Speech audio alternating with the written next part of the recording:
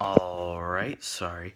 Okay, so this is my review of Mary Shelley's Frankenstein, an American classic, the dark gothic novel, which basically, if you don't know, is the story of a brilliant scientist named Victor Frankenstein who creates life. He finds some sort of way through his studies in science to create life, to reanimate the dead, and so he does just that, and he's horrified by the results. He basically abandons and rejects the creature, and that creature, his monster, basically ends up wreaking havoc on his life as a result of that abandonment and because of his own isolation. So basically, this book, I'll go out and say that I like it. I'll just come out and say that I really enjoyed this book, and I would recommend this to anybody. It's a fantastic read. It was groundbreaking, trailblazing. A lot of people see it as the first sci-fi story. It's surprisingly emotional for this monster horror story. I know that I kind of went in with certain expectations because Frankenstein is this big cultural icon with like the Boris Karloff version with the bolts in the head and everything. But I actually ended up finding that this book surpassed all my expectations, really defied some of my expectations as well, and was a very touching, beautiful read. And I think that Mary Shelley is an excellent writer, as showcased in this book. She knows how to write a sentence. She knows how to really convey the emotions. I did find it to be a bit dry at times, to be honest with you.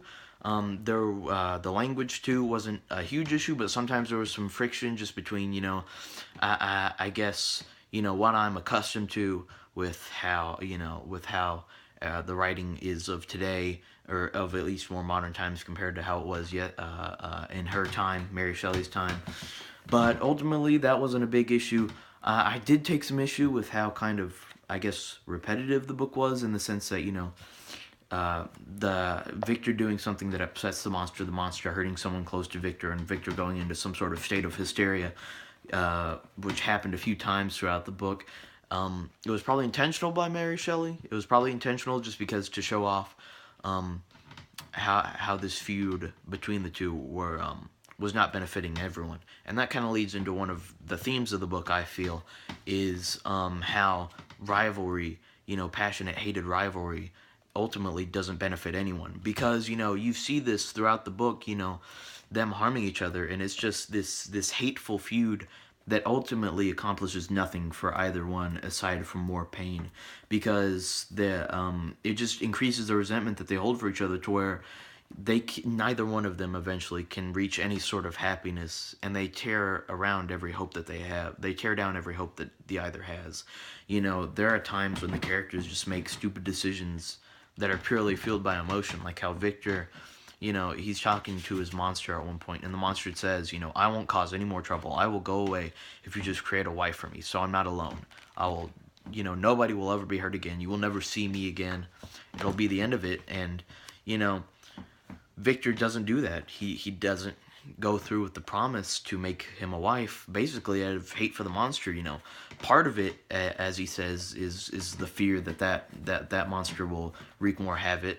Will create more will create more destruction. But honestly, a lot of it you can feel is just the emotions that he feels, his hatred towards the monster, not wanting to let the monster feel the happiness because of the things the monster did. And you can feel sympathy for both of the characters, because really, Frankenstein treats his monster terribly. The monster feels abandoned. He's completely isolated. He can't make any friends. He can't create any connections.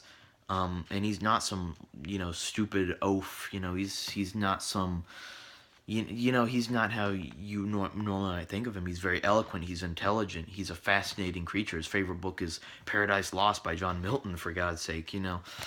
So you can feel, that he understands his situation pretty well, and you feel the emotional turmoil he goes through. As do you feel with Frankenstein himself, as so many of the people that he loves are lost. And, I might not agree with how Frankenstein treated the monster. At times I thought that, at times I really thought that Frankenstein was the monster as opposed to the actual monster. But really, at the end of the day, you can't help but feel sorry for the man after all he's been through. Another theme I feel is knowledge, how knowledge is power, and how, like any power, it can be abused. It can be turned into a negative thing. Mary Shelley doesn't vilify knowledge in this book. No, no, not at all.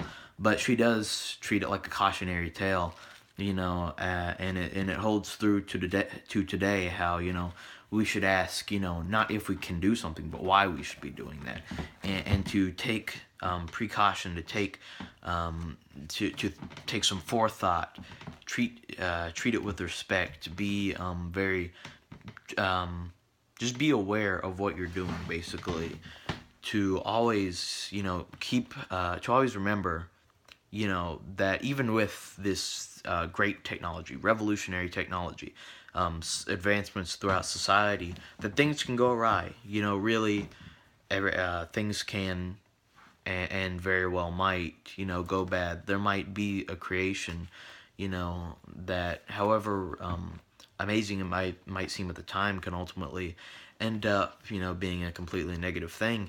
And as technology continues to progress, in this society, that rings true. How there are still ethical debates about, cloning or stem cell research, things that ultimately, are, wonderful advancements, but are something that we might have to step back and think about before implementing. And I'm not necessarily saying, I'm not necessarily taking a side on, any of those arguments. I'm just saying, it's something that is still relevant in the world today. That idea.